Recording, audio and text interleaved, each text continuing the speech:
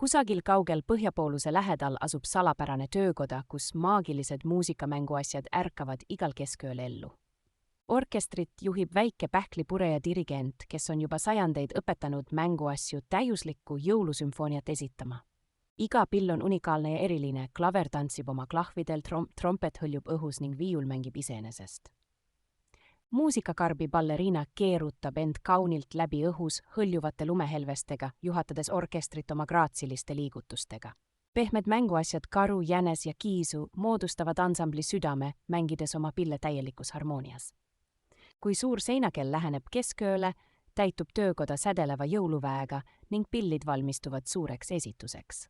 Jõulupuu all ootavad kingitused hakkavad õrnalt helisema, lisades orkestri meloodiale võluväega täidetud harmooniat.